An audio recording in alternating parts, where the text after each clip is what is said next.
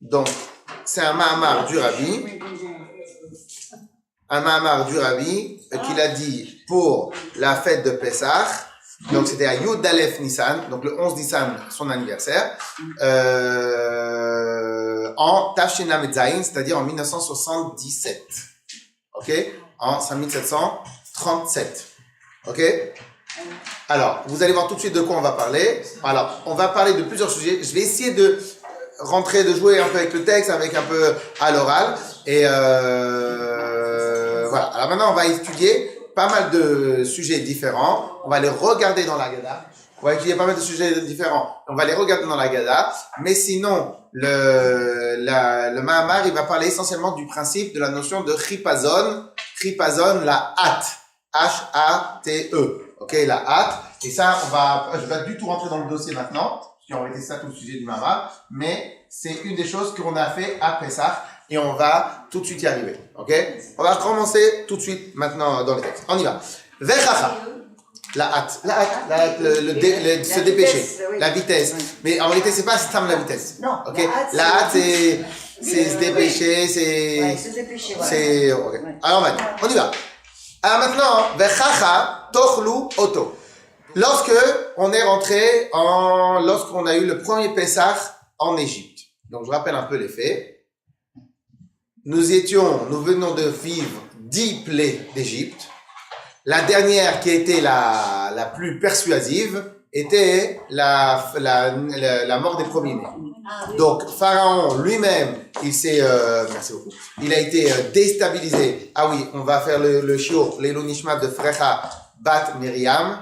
Et donc, quand vous prenez le mésonote, Frecha Bat Miriam. Et donc, lorsqu'on a eu le premier,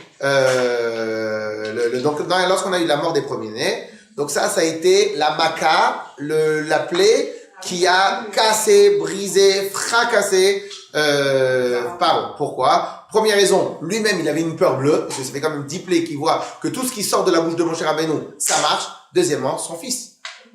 Son fils aîné était un garçon. Ok? En plus de cela, la Torah va nous dire que quelque part Hachem, je ne vais pas dire le terme, il a menti, mais il a un peu embrouillé. Pourquoi? Une des phrases qu'il y est marquée dans le pasuk, Ve'aya tzaka gdola bechol eretz Mitzrayim, il y avait un cri énorme dans toute l'Égypte, qui en bayit asher en sham met, car il n'y a pas une maison où il n'y a pas de mort. Ok? Donc, je profite de ce Mahamar pour faire aussi un résumé, pour se mettre dans l'ambiance de Pessah, etc. Qu'est-ce que ça veut dire car il n'y a pas de maison où il n'y a pas de mort? Toutes les maisons d'Égypte, tous les endroits où il y avait des Égyptiens, il y avait un mort. Je ne comprends pas. Il y a marqué que je vais tuer tous les premiers-nés. Mais il peut y avoir une maison où il n'y a pas de premier-né. Exemple, le papa, c'est un deuxième. La maman, c'est une deuxième. Le premier-né de leur maison, il est parti se marier. Il reste que les petits frères, les petites sœurs. Il n'y a pas de premier-né. Donc, s'il n'y a pas de premier-né, comment c'est possible qu'il y a marqué que il n'y a pas une maison, il n'y a pas de mort? En vérité, Hachem, il a fait un mot générique du terme aîné. Un aîné, très souvent dans le langage de la Torah, c'est ce qu'on appelle la force, la puissance d'un endroit. Et donc, il a considéré que chaque personne qui était le chef de la famille était l'aîné. Donc, s'il n'y a pas d'aîné, c'est le papa qui va prendre. Mais pourquoi? Je suis pas un aîné. Mais t'es le premier, t'es le pilier de la maison. Et l'autre, t'es le pilier de la maison, etc., etc., etc. Ok? Donc, qu'est-ce qui se passe? Là, cette fois-ci, Hachem, il a annoncé, à la 10e plaie, il a annoncé clairement au Bnei Israël, vous allez sortir d'Égypte. On est d'accord? Oui. Très bien. Ça, c'était quelle date déjà, vous me rappelez? C'est le 14 Nissan. Alors, bravo! Donc, en vérité, il leur a annoncé Rosh Chodesh Nissan. Mais la sortie, c'est le 14. Encore une fois, on n'a pas l'habitude d'étudier comme ça. Je vais vous demander un peu votre indulgence, parce qu'on va faire, en même temps, on va essayer de voir on va essayer de faire du panoramique sur la fête de Pessah. Comme ça, quand on arrive à Pessah, on est bien. Donc, Rosh Chodesh Nissan. Quel a été l'ordre à Rosh Chodesh Nissan? L'ordre a été, vous prendrez, donc, vous prendrez le 10 Nissan, agneau pascal. Je le fais en français, Corban Pessah. Je ne sais pas pourquoi on l'appelle Pascal, mais Corban Pessah.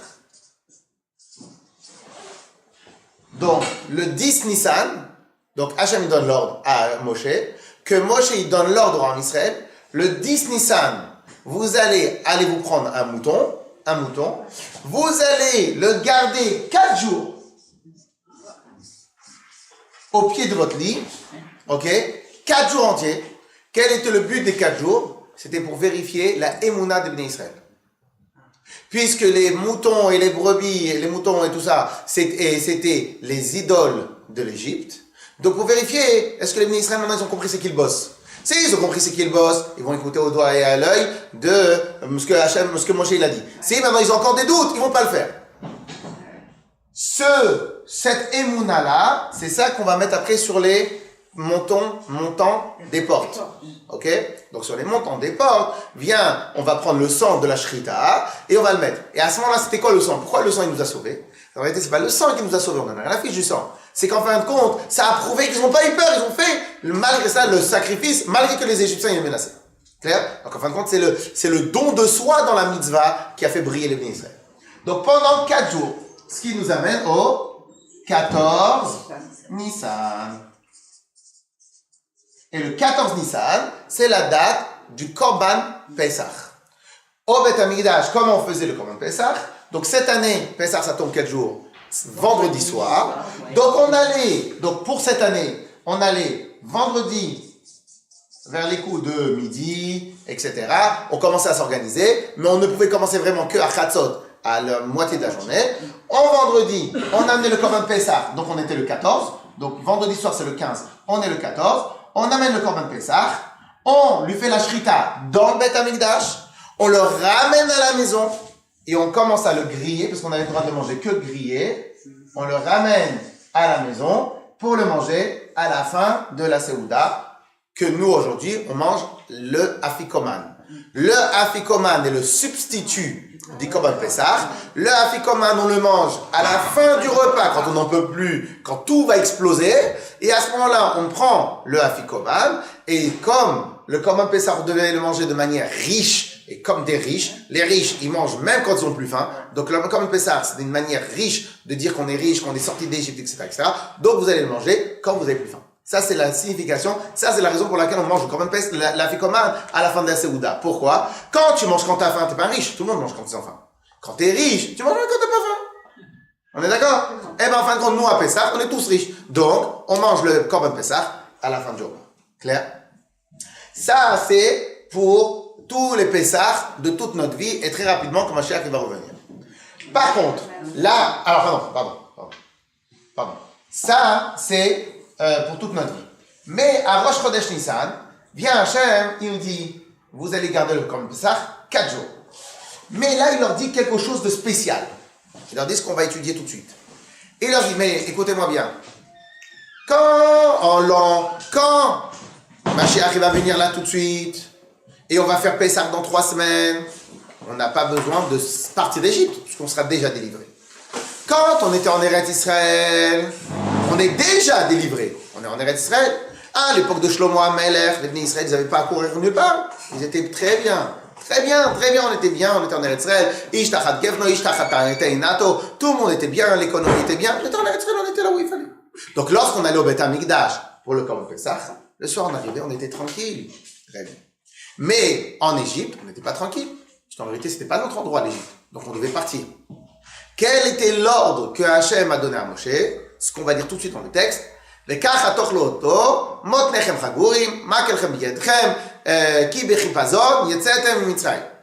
Vous allez prendre, vous allez manger le Korban Pesach habillé. Pas habillé en djellaba tranquille avec les babouches. Non, vous allez vous mettre habillé avec votre ceinture, avec vos paquets déjà prêts. Je veux voir vos valises, je veux tout voir.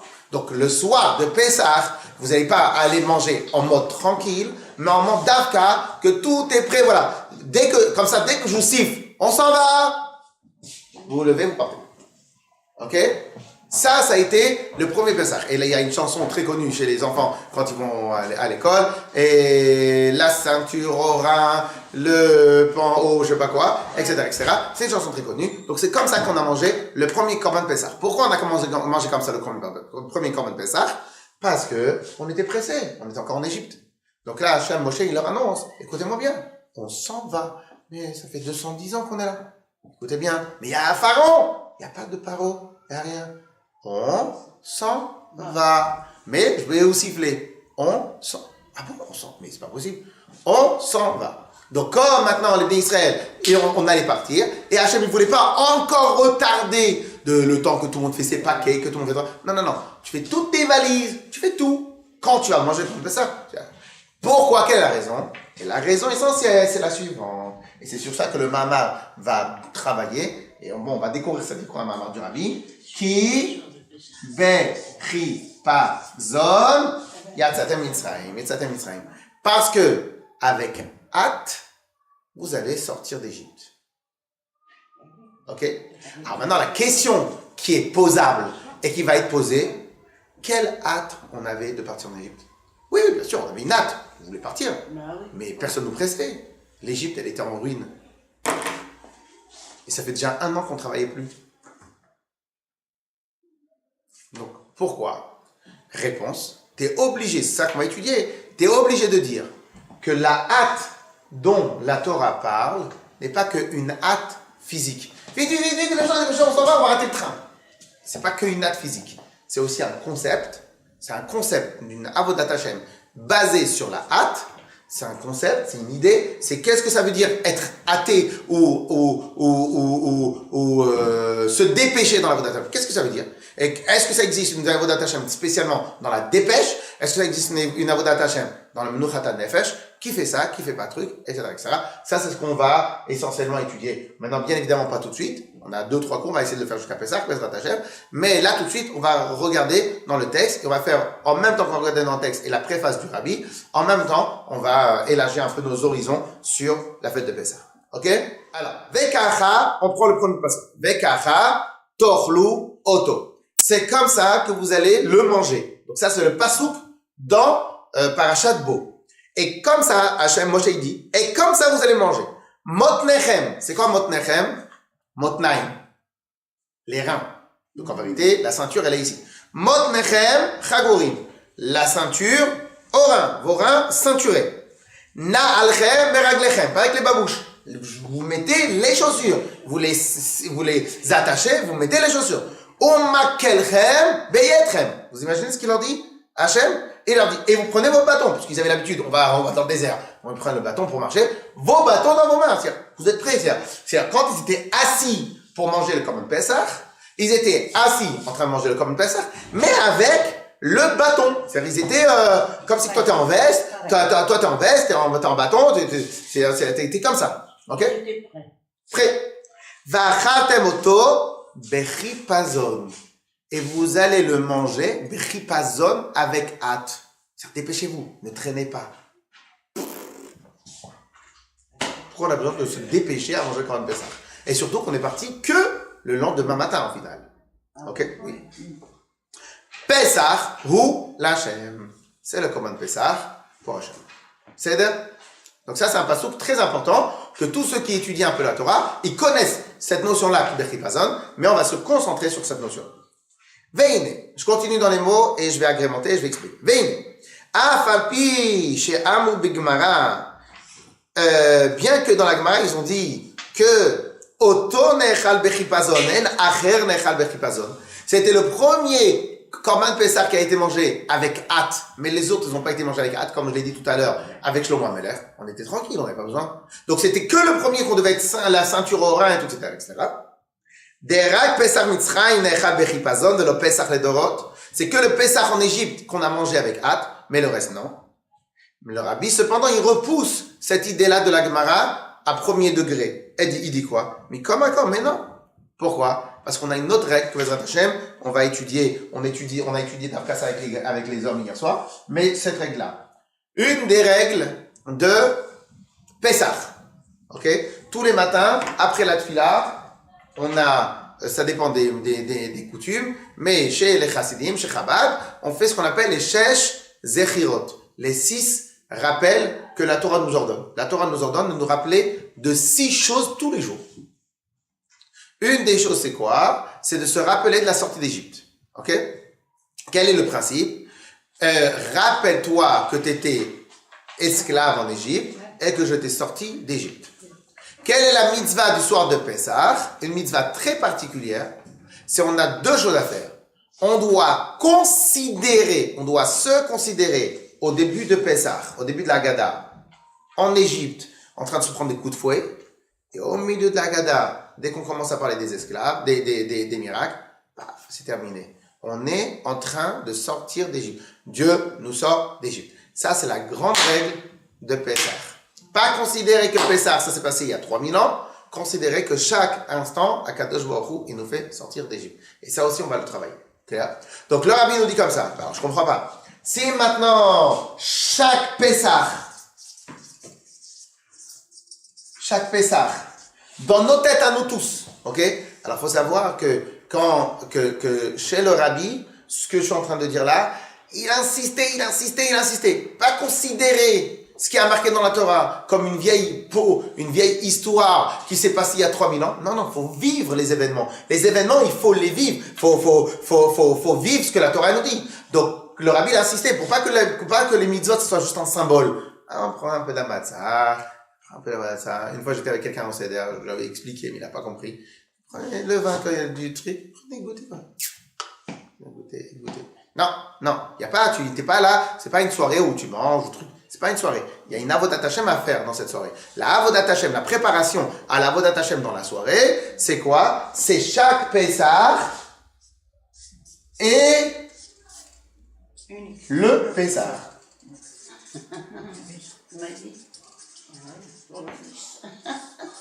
Chaque Pessah est le Pessah. Chaque Pessah est le Pessah. On est en Égypte, on sort d'Égypte. Donc, par conséquent, quelqu'un que lorsqu'il fait le Seder de Pessah, c'est pour s'acquitter de la mitzvah, il a perdu un des grands principes. Pourquoi? Parce que se rappeler qu'on était en Égypte, on a l'obligation de le faire tous les jours. Le soir du Seder, et ça j'insiste, comment un juif il doit se considérer le soir du Seder, il ne se rappelle pas de Pessah, il vit la sortie d'Égypte. Oui, exactement. Ok, ça c'est la Nikuda. Et c'est pour cela qu'il y a plein d'halachot qui sont liés avec, quand par exemple ce Kosakoudé, Oui. tous les jours quand on parle de la quand on parle de la sortie d'Égypte, on s'accoude pas. Là on va s'accouder. Pourquoi? Parce que c'est maintenant je suis libre. Pourquoi maintenant on va terminer le verre en entier, etc. Tout ça pour montrer, se montrer libre, riche, indépendant et etc. Alors on y va. Alors maintenant le rabbi dit, puisque maintenant chaque Pessah est le Pessah, voire le Pessah originel. Donc si maintenant la Torah nous dit pour le Pessah originel que tu devais être prêt et tu devais manger dans la hâte, eh ben le concept de la hâte, eh ben il doit nous parler chaque Pessah de notre vie. Le concept de la hâte. Ok? On y va. On fait dans les mots. Mikom Akom, je suis à la 4e ligne. Mikom Akom, qui va d'amour Azal. Bechol Dovador. Puisque les Chachamim, ils ont dit, écoutez bien le terme. Bechol Dovador, c'est un des passos que les enfants, ils écoutent, ils connaissent au Gan Israël. Bechol Dovador, Chayavada, Lirot et Atzmo Keilu. Donc, puisque maintenant les Chachamim, ils ont dit, Bechol Dovador, Chayav, Adam, Lirot et Atzmo, que dans chaque génération, chaque personne, il doit, Lirot et Atzmo, se considérer, Keilu, Yatzam, Mitzrayim, comme si que maintenant je sors d'Égypte. Chaka, Vanabazé, et les Tziad Mitzrayim, Bepam Rishana. Quand on dit ça, on parle pas de la sortie d'Égypte de l'année dernière, on parle de la sortie d'Égypte originelle. Donc en réalité, chaque Pessah que tu vis, tu dois censé la vivre comme le Pessah originel. Vous savez, on dit comme ça que les enfants, des fois les enfants, ils font des cauchemars, les bébés, ils font des cauchemars. Alors, c'est quoi la raison d'un cauchemar d'un bébé? Comment il peut avoir un cauchemar? Parce que normalement, il a une vie tranquille, le bébé. Quelle raison? Quel cauchemar il peut avoir? Ouais. Alors et il se lève comme ça en plein milieu de la nuit. Comme ça. C'est quoi l'idée? C'est parce qu'il le cauchemar qu'il a, parce qu'il a rien dans la tête, en final, il n'a pas encore les données dans la tête. Eh ben, il revit son accouchement.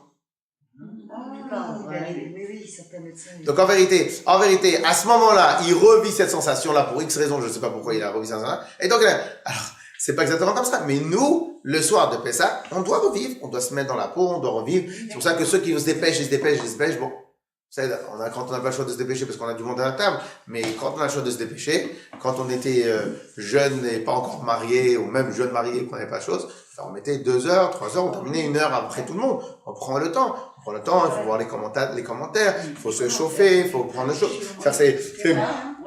Et en vérité, pourquoi? Parce que comme le Rambam nous dit, que le soir du Pessah, Amoud Chazak Be'emunatenu. Parce que le soir de Pessah, c'est un des piliers de notre croyance. Tu enlèves Pessah, tu enlèves tout. Ok? Allez, on y va dans le mot.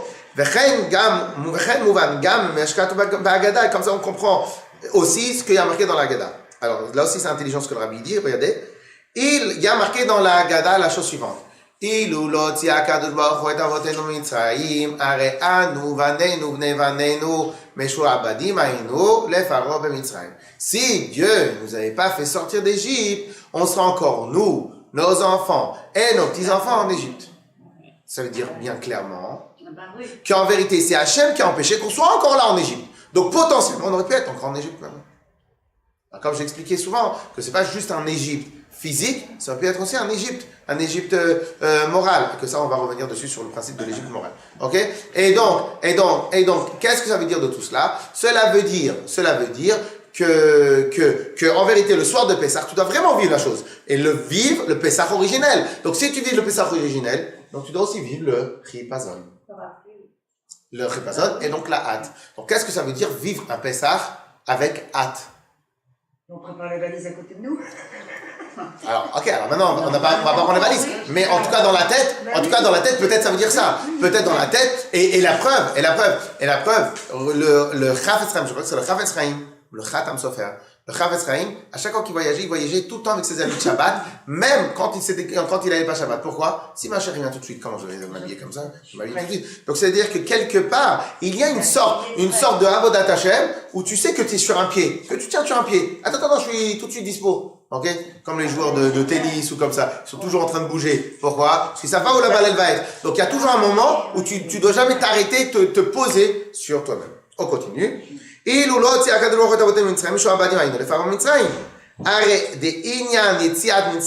veut dire que le principe de la sortie d'Égypte, donc en vérité, chaque juif, et au passage dans la tfila, on le répète souvent, chaque juif, quand il fait la tfila, quand il vit la tfila, quand il fait tout ça, eh ben, il doit considérer qu'aujourd'hui, il sort d'Égypte. On a une autre mitzvah qui est apparentée à celle-là, c'est que chaque jour, quand on dit dans le schéma Israël, Ve'ayu advarim ha'ele, asher anochi metzavecha, hayom, alevavecha, et ces choses-là que je t'ordonne aujourd'hui. Pourquoi il est marqué aujourd'hui? C'est chose que je t'ordonne. Pourquoi il est marqué aujourd'hui? Donc les Chachamim disent, parce que Hachem il veut que la Torah, on la considère qu'on l'a reçue aujourd'hui. Pourquoi? Parce qu'en vérité, si tu considères pas que tu l'as reçue aujourd'hui, c'est comme si en vérité, c'est une lettre morte. C'est une lettre morte qui est pas d'aujourd'hui. Et ben, en fin de compte, c'est absolument tout le contraire dans la Torah. Dans la Torah, la Torah, elle est vivante, éternelle. Et le principe d'éternel, c'est que chaque instant, on tire nos forces de la Torah. On puise nos forces dans la Torah.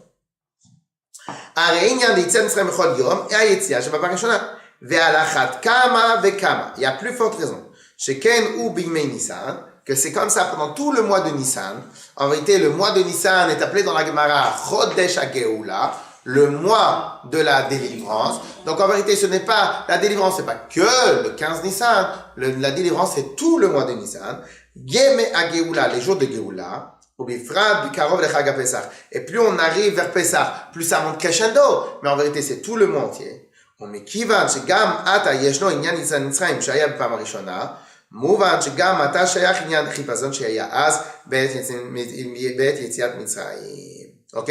Et donc le rabbi, il ressouligne, puisque maintenant, chaque jour, on doit vivre le Pesach originel. Donc aujourd'hui aussi, on doit aller chercher quelle est la notion de chipazon dans le service de Dieu. Qu'est-ce que ça veut dire? chipazon, la hâte dans le service de Dieu.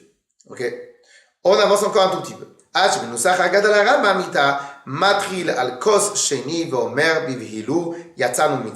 J'accélère quand je pense qu'on se répète. Et donc, ok. Et c'est pour ça que le rabbin nous dit qu'à partir du deuxième vers, donc le premier vers de Pessah, c'est le Kiddush. Alors je rappelle que toute l'année, est-ce que les dames lèvent le verre de Kiddush? Non. Pourquoi à Pessah, même les dames, elles lèvent le verre de Kiddush? Parce que on est considéré aussi dans la hâte, je veux dire, on est là. On est esclaves aussi. Et quand il y a deux hommes à table, quand il y a deux familles à table, il y en a qu'un seul qui fait le Kiddush. Donc l'autre aussi, il a l'obligation. Comment? On rappelle à nos mères. Alors non, parce qu'en vérité, premièrement, tout ce qui va se passer le soir du Seder, les hommes, les femmes ont la totale même obligation. Il n'y a pas une seule différence entre l'homme et la femme. Il n'y a pas. Deuxième point, c'est parce que le verre du Kiddush est obligatoire parce qu'il fait partie des 4 coupes de vin. Ok? Le soir, un Kiddush normal, parce que toi, ta obligation, c'est juste goûter. Dans le Kiddush normal, on n'a que l'obligation d'écouter le Kiddush. Dans le soir du Pessah, on a l'obligation chacun de boire les 4 coupes. Et les 4 coupes, le premier fait partie des 4 coupes. Clair? Alors maintenant, donc, c'est quoi le Seder? C'est le premier. Alors, juste au passage, je l'ai expliqué hier aux hommes. Il n'y a pas de raison de se faire du mal. On prend des verres de 9 centilitres. Parce qu'en vérité, la mitzvah, elle est 8,6 centilitres. On prend des verres de 9 centilitres. Moi, c'est ce que nous, on prend à la maison. De raisin comme Shabbat. Vous pouvez. La mitzvah, elle est du vin. La mitzvah, elle est du vin. Maintenant, chacun, il fait comme il peut. C'est moitié-moitié. La mitzvah, elle est du vin. Après, moitié le first class, c'est du vin. D'accord, mais pour les enfants. Bah, pour les enfants, c'est sûr qu'on va faire moitié-moitié. Voilà. Sinon, les Mais pauvres. si on prend des petits verres, Non, mais c'est pas. Il y a des vins avec 2% d'alcool, hein. Oui, bah oui, le Ouais, Moscato. mais ça ne passe pas. Il y a la caméra. Le Moscato. Au parc. Alors maintenant, C'est privé. ça sera coupé au montage. Et donc,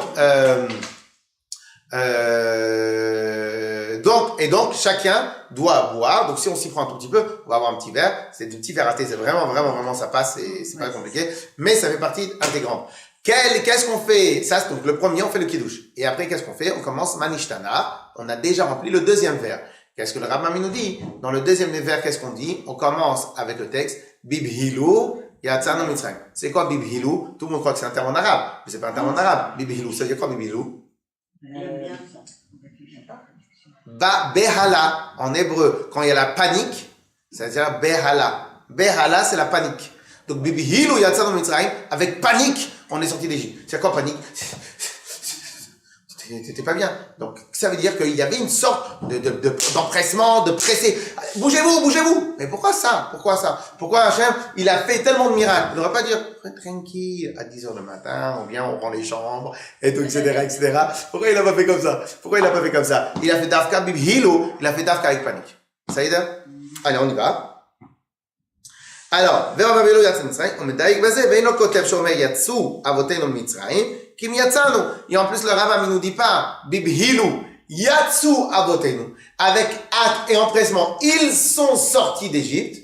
Qu'est-ce que le Rabbin il écrit dans le texte de l'Agada? Bibhilu, yatzanu Mitzrayim. Avec empressement, nous sommes sortis d'Égypte. Donc, le Rabbi ramène encore une preuve qu'en vérité, le Pessah de chaque année, c'est un Pessah d'actualité. Et notre sortie, elle se fait avec Bechipazon. Shemize mouvan, Shenyana Bechipazon, Yeshno Gam Vayatzia Shebechol Devador. De là qu'on comprend que la notion de Chipazon, le concept Chipazon, elle est dans chaque génération. Venekede leharot Inyana Chipazon, Iyal Yede Shachlu a Pesach Motnechem Chagoy. Alors maintenant, est-ce que vous vous rappelez un jour que j'avais fait le cours, on était encore à l'époque, on a été dans une salle du haut à l'époque. Est-ce que vous vous rappelez le cours où je vous avais dit comment faire pour devenir Bessimcha? Alors, je vous avais dit qu'en vérité, il y a des gens qui ont une simcha naturelle, et donc, ils vivent Bessimcha, et il y a des gens qui n'ont pas de simcha naturelle. Comment les gens qui n'ont pas de simcha naturelle peuvent arriver à la simcha? Bon, regardez-moi avec attention, comme ça peut-être vous allez... Alors, donc, comment les gens qui n'ont pas de simcha naturelle peuvent arriver à la simcha? Parce que maintenant, je n'ai pas la simcha. Celui-là, il a de la chance, il a la simcha naturelle, mais moi, je n'ai pas de simcha. Comment on fait? Être heureux Non, on a dit que précipitation, c'est pas heureux. Non, mais faire des choses rapides, non. Sans réfléchir. Empressement dans le service d'achat. Faire sans réfléchir. Ou bien on pourrait dire en premier lieu Ouais. que le mot précipitation, alors il est un peu péjoratif parce qu'on ne comprend pas pourquoi le terme précipitation, mais dans le terme précipitation, il est sous-inclus que le terme sans réfléchir, mais il est sous-inclus qu'on est complètement omnibulé par la chose. C'est un peu ça qui est lié dans le mot précipitation. Quand quelqu'un il est précipité, eh ben, il est omnibulé par le point final. Il est omnibulé par l'objectif final. C'est peut-être à peu près ça, le terme précipitation dans le service de Dieu. C'est-à-dire qu'en vérité, quand tu prends le temps, t'es organisé, ou n'importe quoi ce que tu veux, alors, t'as le temps, et c'est pour cela qu'il y a des gens qui supportent pas ce genre de précipitation, parce que quand t'es précipité, bah, tu oublies des choses. Pourquoi? Parce que tu n'as le temps que de te concentrer sur le dernier point final, et t'as pas le temps de te concentrer sur rien d'autre. Ok? Donc peut-être que dans le service de Dieu, le principe de la précipitation, c'est totalement omnibulé par un seul et unique point, un monotâche total. Il y a des gens qui sont monotâches. Un monotâche total. Vous savez, quand il y a quelqu'un qui prépare une bar mitzvah, ils vont, j'ai pas la tête. Après, dans 2 semaines, après tu me parles. C'est quoi, j'ai pas la tête. Voilà, t'es au café tranquille. Mais, parce qu'en vérité, on est complètement pris par la chose. Et donc, en vérité, je veux pas mettre de la place à autre chose pour ne pas oublier quelque chose, pour ne pas me détourner, parce que, etc. Ok? Je sais pas, c'est pas comparable peut-être, mais quelque part c'est un peu comparable. Vous savez que quand quelqu'un, leur alléno du préserve, il perd un proche, il y a le premier statut qui s'appelle onen. C'est quoi onen? Une fois qu'on a enterré, ça s'appelle Avel endeuillé, mais il y a Onen. C'est quoi Onen? C'est un statut où l'homme n'a pas le droit de mettre les tefilines, on n'a pas le droit de prier, on n'a pas le droit de faire brachot, on n'a rien le droit de faire aucune mitzvah. La Torah, elle te dit de ne pas faire de mitzvot. Réponse, la Torah, elle te dit, je veux que tu sois occupé que dans un seul et unique point. Ok? Donc, en fin de compte, quelque part, pourquoi? Parce qu'il y a aussi une obligation de précipitation. Ok? Donc, en fin de compte, cela voudrait dire que, quelque part, le principe de précipitation, c'est lorsqu'on est complètement pris, omnibulé, angoissé, truc. Alors, peut-être pas une angoisse qui se ressent parce qu'on va mal parler ou autre chose, mais une angoisse, une prise totale de ce qu'on a besoin. Clair? Alors, pour l'instant, on a un peu réfléchi comme ça à la vite. Maintenant, on va continuer. Allez, Veine. Alors maintenant, d'après vous, quelle était la cause de la hâte, la précipitation? En vérité, le rabbi, il va dire qu'il y avait trois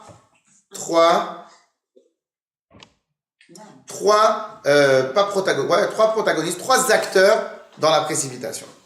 Alors, premier acteur, on va l'écrire, après on va voir dans le texte. Il y avait l'Égypte.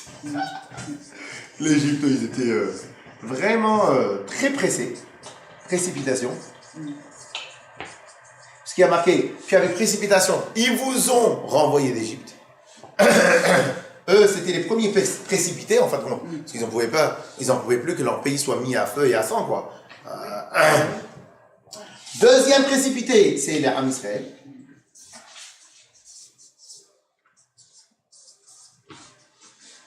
Ok, qu'ils devaient sortir et que Hachem y a marqué, vous allez sortir avec précipitation.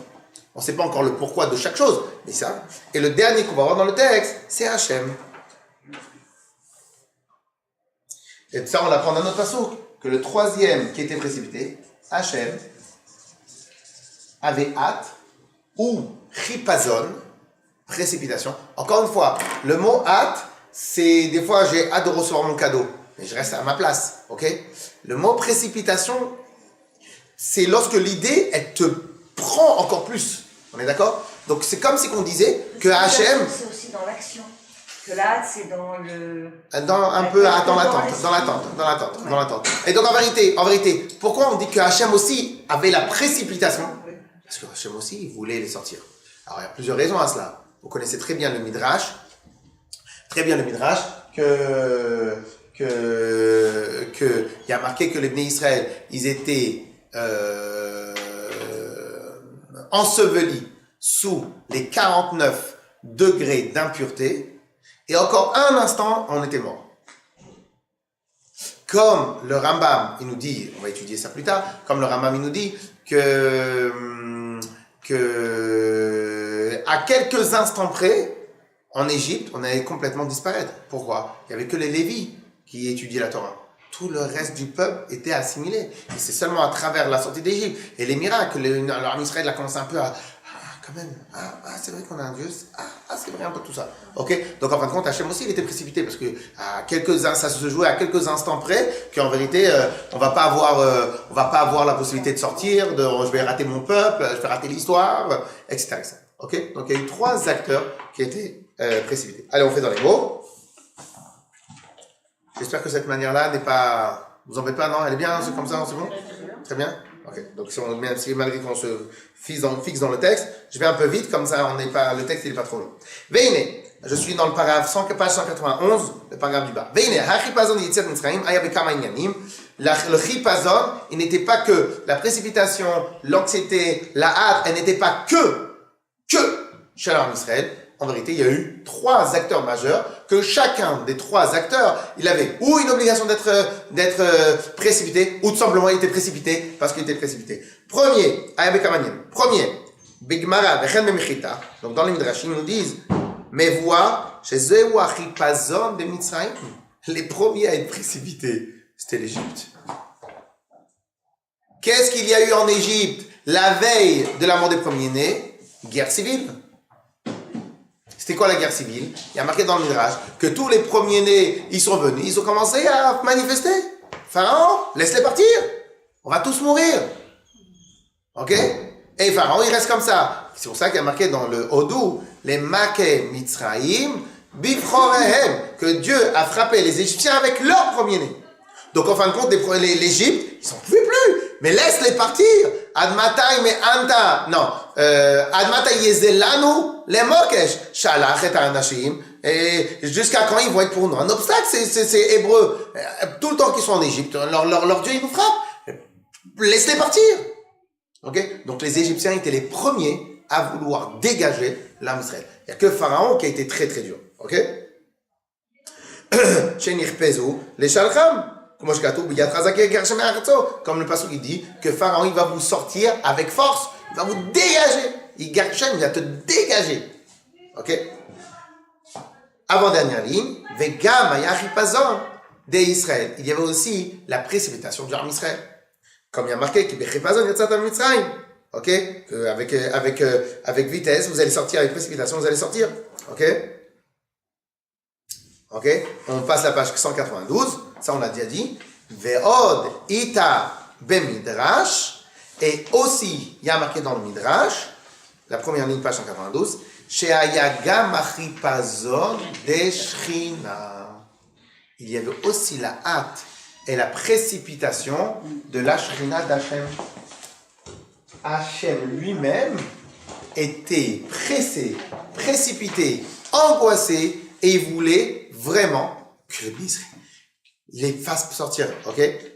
D'où on voit ça. Bien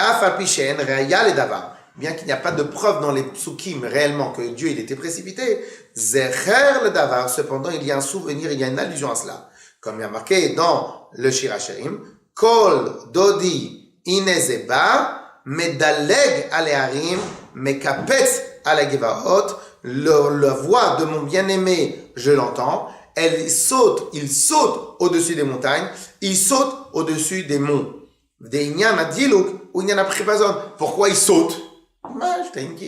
Il arrive, bien, je vais vous sortir. Quand tu vas chercher ton enfant à l'école, tu marches tranquille. S'il par contre en retard, là tu cours, tu sautes, tu cries le verrou, tu fais ce que tu veux, ou tu fais n'importe quoi. Ok? Donc en fin de compte, on voit bien que pourquoi maintenant Hachem, il saute, c'est parce que lui aussi il a le chipazon. Ok? Donc, qu'est-ce que ça veut dire que Hachem, il a aussi le chipazon? Et surtout, quel est l'enseignement pour nous dans la service de Dieu?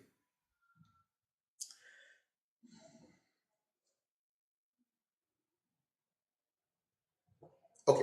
Alors maintenant, le rabbi, on va faire un petit, ok. Dans quels sont, parce qu'en réalité, quand on dit le terme chipazon, il faut, quand on dit le terme chipazon, précipitation, il faut essayer de cadrer, tous les variantes de la précipitation. Donnez-moi un cas de quelqu'un qui est précipité. Chaim. Précipité d'aller au travail. Très bien. Les obligations. Très bien. Parce que je sais que vous allez rester pour l'instant que sur cette facette-là. Et là, vous avez une facette de choix. Une précipitation qui est liée avec le choix. De manger, de tout ça. Avec le choix. Le choix de travailler, le choix d'amener mes enfants à l'école. J'ai fait des choix. Une autre sorte de précipitation qui est beaucoup moins sympathique.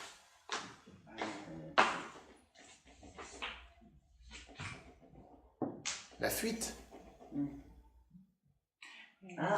Les gens les plus précipités, c'est ceux qui s'enfuient. Ils ont peur de se faire rattraper. Nous, ce qu'on a appris jusqu'à maintenant, c'est une sorte de précipitation. Parce que j'ai envie. Hachem, il veut faire sortir les Bnei Israël. Les Bnei Israël veulent sortir. Les Égyptiens veulent les dégager. Nous, on va au travail, et on est pressé parce qu'on est en retard, parce qu'il y a plein de choses à faire. Donc on est pressé. Ça, c'est des choix de vivre. Il y a un terme un peu moins sympathique que la précipitation. Hein. C'est bricha. Pas brecha à la piscine, avec un chaf, mais brecha. Bricha. Bricha. La fuite. S'enfuir. Boreach. Boreach, où il s'enfuit. Alors, un des autres cadres du principe de la précipitation, c'est la fuite. Donc, si tu utilises le terme précipitation de quelqu'un qui s'enfuit, c'est pas quelqu'un qui s'en va. Quelqu'un qui s'en va, il a décidé c'est un choix. Parce qu'en vérité, si vous regardez bien,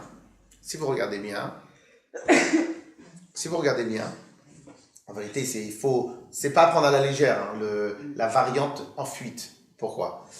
Je vais vous dire pourquoi il ne faut pas prendre à la légère. Parce qu'en vérité, dès que vous utilisez le terme précipitation, c'est que vous n'êtes pas maître du jeu. Le terme précipitation est lié avec un non-maître du jeu. Parce qu'on n'a pas le choix. Ah oui, le terme précipitation est totalement collé et rattaché à « je ne suis pas maître du jeu ». Parce que si vous êtes patron de l'école et que vous êtes en retard, vous passez un message, j'aurai 3 heures de retard, vous restez, hein, vous ne bougez pas. Ok?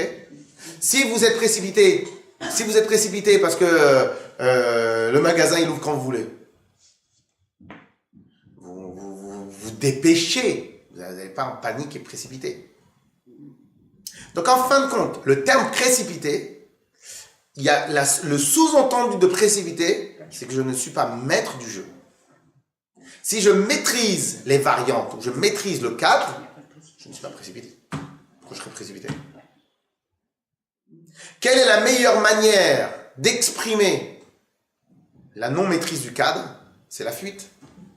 Non, là, ça serait vitesse si on partait vite, mais pas précipitation. Oui, mais le terme précipitation, c'est ne pas maîtriser le cadre. Quelle est la meilleure manière d'exprimer lorsque je ne maîtrise pas le cadre? C'est lorsque je m'enfuis.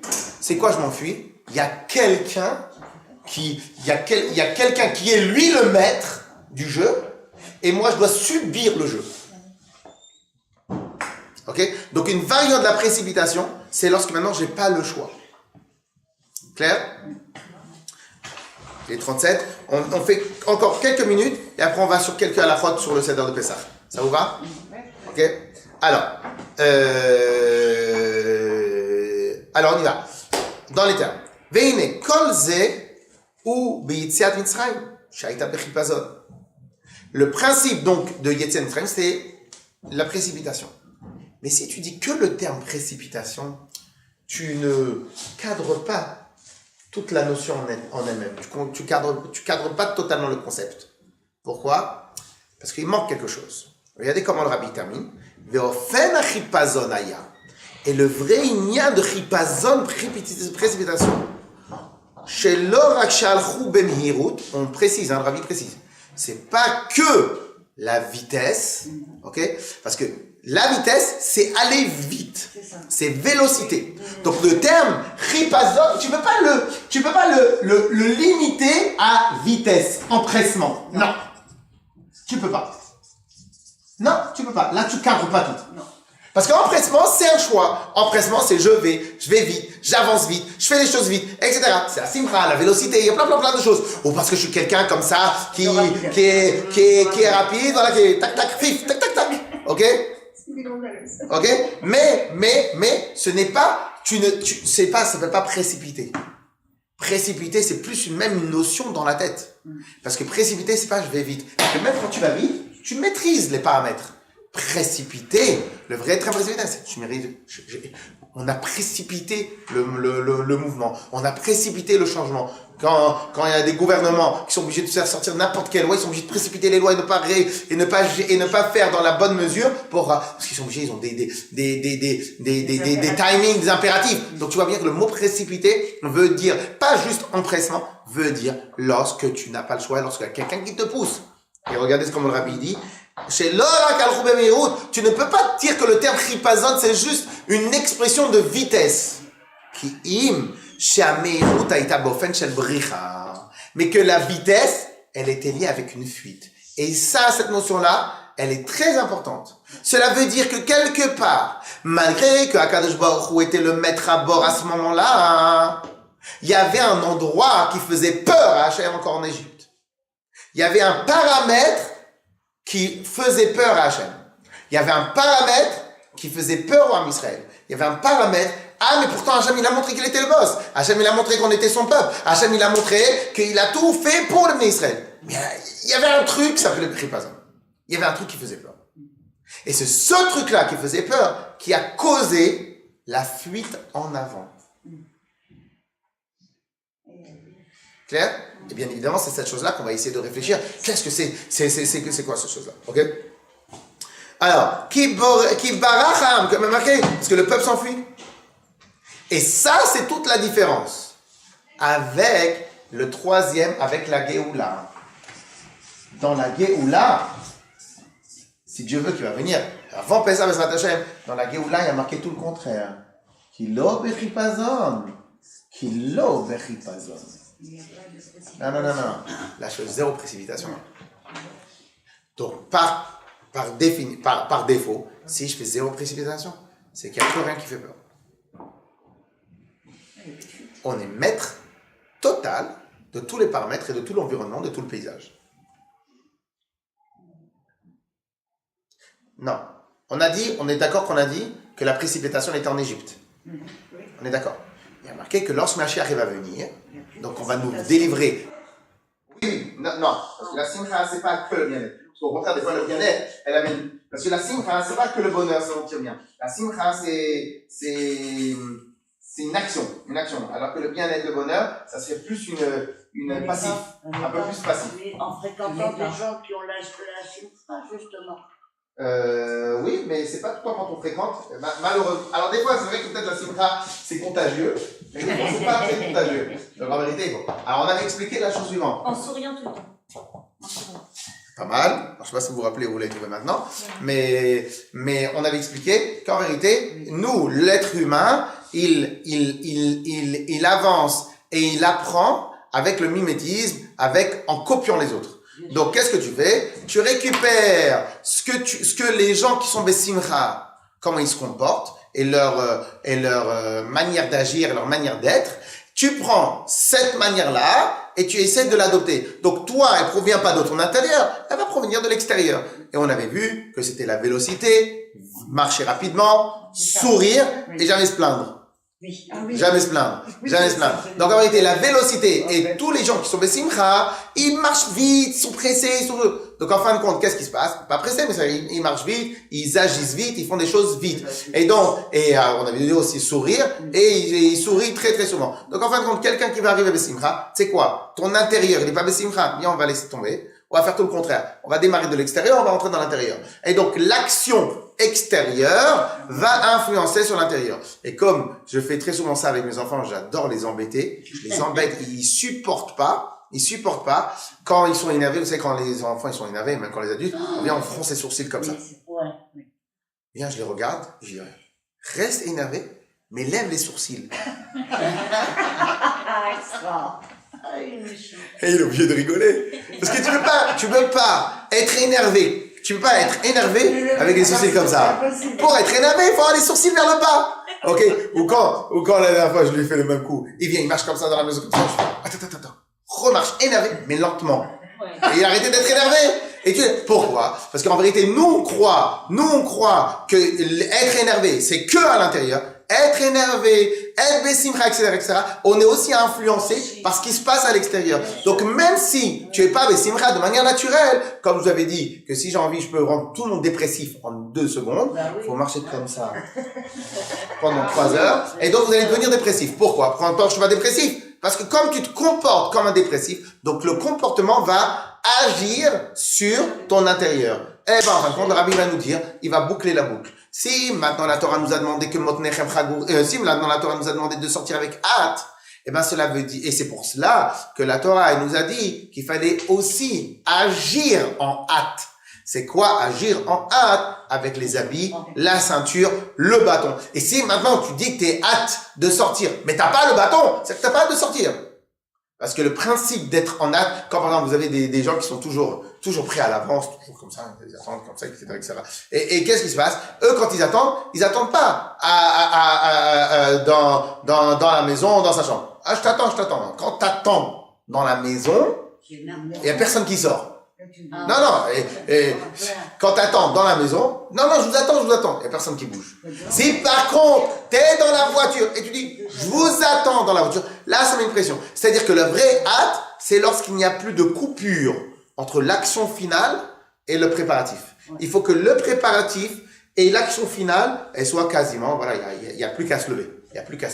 Ok? Donc cela veut dire que même dans notre hâte à nous, dans notre service de Dieu qu'on doit avoir, on doit essayer de reproduire le service de Dieu qu'on avait à ce moment-là. Ok? Maintenant on clôture ce qui marque dans le rabbi dans le premier paragraphe.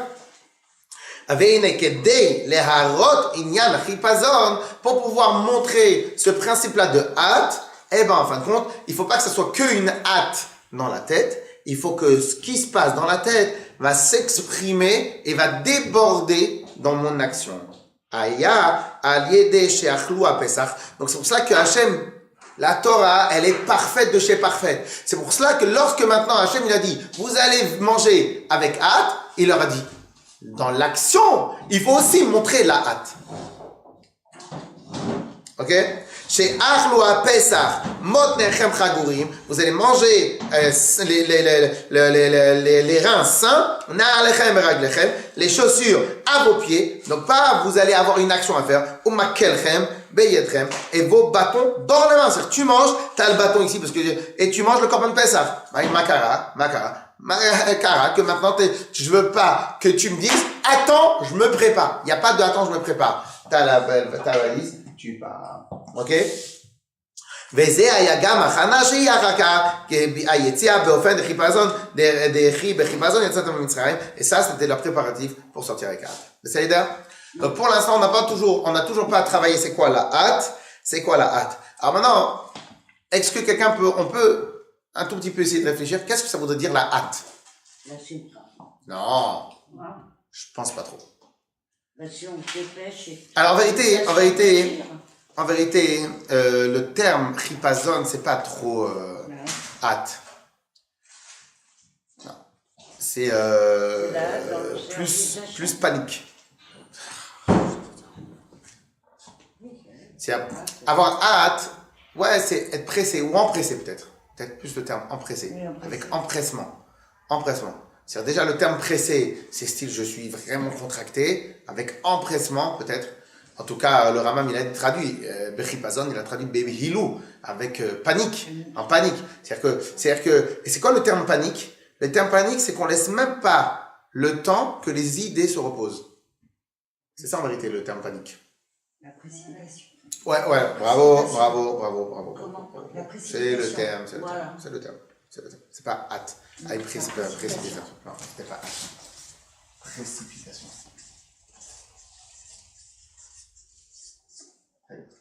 Ok? Parce que se précipiter, on peut pas réfléchir. Voilà, c'est ça l'idée. Si maintenant t'es pas prêt, donc qu'est-ce qui se passe? Quand on doit prendre l'avion, 3 heures. Il y a des gens qui sont hyper à l'heure, voire un peu trop en avance. Ils vont à l'aéroport 4 heures en avance. Comment ils vont à l'aéroport? Tranquille. Ils mettent un peu de l'essence sur le chemin. Après, vous avez les Tunisiens, eux, ils vont sans essence parce qu'ils ne veulent pas rater là, parce qu'ils sont en retard. Donc, il y a ce qu'on appelle précipitation. C'est quoi précipitation? Tu prends pas le temps de réfléchir, tu es en train de courir dans tous les sens. Donc ça, c'est chipazon. Ok? Ça, c'est chipazon. Ça, c'est partir avec précipitation. Donc maintenant, qu'est-ce que ça voudrait dire? Donc, qu'est-ce que ça voudrait dire, par exemple, la précipitation dans la Vodat Hashem? Allez, on va pas encore avoir la réponse tout de suite. Mais c'est comme ça pour avoir une idée. Dans le service d'achat. Qu'est-ce que ça voudrait dire précipitation dans le service de Dieu? Pour la vraie délivrance, où il n'y aura plus rien, à ce moment-là, il n'y aura pas de précipitation. Donc en fin de compte, cela voudrait bien dire que la précipitation, l'empressement et voire la fuite étaient directement liés à un seul point, l'Égypte. Et que l'Égypte avait certaines notions en elle, certains paramètres en elle qui ont fait peur au Ham Israël, à Hachem et à tout. Les Égyptiens, je comprends qu'ils avaient peur. On reste encore une plaie, ils sont morts. Ok? Mais nous, on était maîtres à bord. Pourquoi on est sortis en courant? Pourquoi on est sortis en courant? Clair?